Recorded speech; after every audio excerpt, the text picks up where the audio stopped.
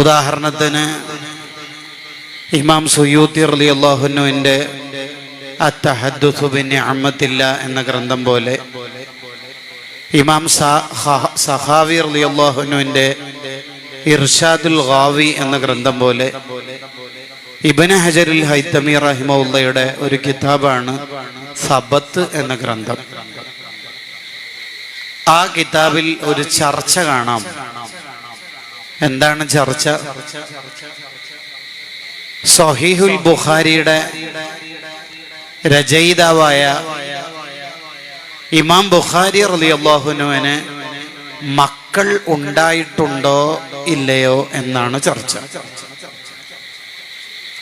അവിടെ ഇബ്നു ഹജറുൽ ഹൈതമി റളിയല്ലാഹു അൻഹു ഇടപെട്ട് പറയണത്, ഇനി അഥവാ മക്കൾ ഇല്ലെങ്കിൽ തന്നെ വഫാത്തിന് ശേഷം ദുആ ഇറക്കാന് കുട്ടികൾ ഉണ്ടോന്നാണല്ലോ ഈ ചർച്ച പ്രസക്തമാകുന്ന പോയിന്റ്. അങ്ങനെ ദുആ ചെയ്യാൻ മക്കൾ ഇല്ലെങ്കിൽ തന്നെ സ്വഹീഹുൽ ബുഖാരി എന്ന ഗ്രന്ഥം ഇമാം ബുഖാരി തങ്ങൾക്കുണ്ടല്ലോ. അത് ബാക്കി വെച്ചിട്ടാണല്ലോ ബുഖാരി ഇമാം ഈ ലോകത്തുനിന്ന് വിട പറഞ്ഞു പോയത്. ബുഖാരി എന്ന ഗ്രന്ഥം ഉണ്ടാവുന്ന കാലത്തെല്ലാം അത് ദർസ് നടത്തുകയും ഓതുകയും ഓതപ്പെടുകയും വ്യാഖ്യാനങ്ങൾ എഴുതപ്പെടുകയും മുതാല ചെയ്യപ്പെടുകയും ചെയ്യുന്ന കാലത്തെല്ലാം മുഹമ്മദ് ബിൻ ഇസ്മാഈലുൽ ബുഖാരി റളിയല്ലാഹു അൻഹുവിന് അത് ഉപകാരപ്പെടുമല്ലോ. പിന്നെ മക്കളില്ലെങ്കിൽ എന്താ പ്രശ്നം? ഇത്രയും പറഞ്ഞുകൊണ്ട് ഇബ്നു ഹജർ തങ്ങൾ വീണ്ടും പറയുകയാണ്, ശരിയാ, ഇതേപോലെ നമ്മൾ ഓരോരുത്തരും മരണപ്പെടുന്ന സമയത്ത് നമ്മുടെ ഖബർ വെളിച്ചമാവാൻ എന്തെങ്കിലുമൊക്കെ ഒന്ന് ഇവിടെ ബാക്കിയാക്കിയിട്ട് പോണം. അതിന് ഇബ്നു ഹജർ തങ്ങൾ തന്നെ നമുക്ക് ചില കാര്യങ്ങൾ പഠിപ്പിച്ചു തരുന്നുണ്ട്. ദീനീ സംരംഭങ്ങളുടെ, പള്ളിയുടെ, മദ്രസയുടെ, ഖൈറിന്റെ മജ്ലിസുകളുടെ, മുതഅല്ലിമീങ്ങൾക്ക് വേണ്ടിയുള്ള, ആലിമീങ്ങൾക്ക് വേണ്ടിയുള്ള ഇൽമ ഹയാത്താക്കാനുള്ള സംരംഭങ്ങളുടെ സ്ഥാപനത്തിന്, ദീനിന്, പള്ളിക്ക് ഒക്കെ സഹായിച്ച് ഒന്നിക്കിൽ ജാരിയായ സ്വതക്ക നൽകുക, അല്ലെങ്കിൽ വഖഫ് പോലുള്ള സംരംഭങ്ങളിൽ, സ്ഥിരം സംവിധാനങ്ങളിൽ നമ്മുടെ സ്വൽപ്പം അല്പം പണം നിക്ഷേപിക്കുക.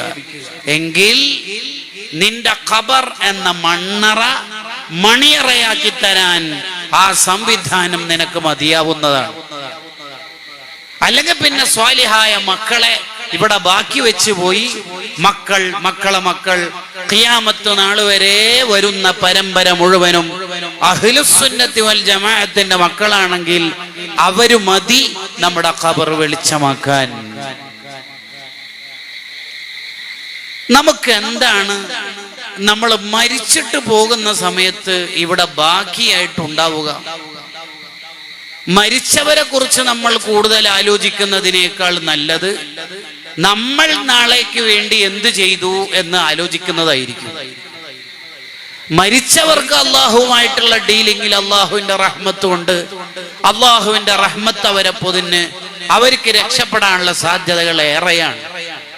ഇന്നും നാളെയുമായി നമ്മൾ മരണപ്പെട്ടാൽ ആഖിറത്തിലേക്ക് എത്തുന്ന സമയത്ത് നമ്മുടെ ഓരോരുത്തരുടെയും കയ്യിൽ അസറ്റ്, സ്വത്തായിട്ട് കരുതി വെക്കുന്ന സ്വത്തായിട്ട് എന്താണുള്ളത് എന്ന് ആരോടുമല്ല, നമ്മളോട് തന്നെ ഇടയ്ക്കിടെ ചോദിച്ചുകൊണ്ടിരിക്കണം.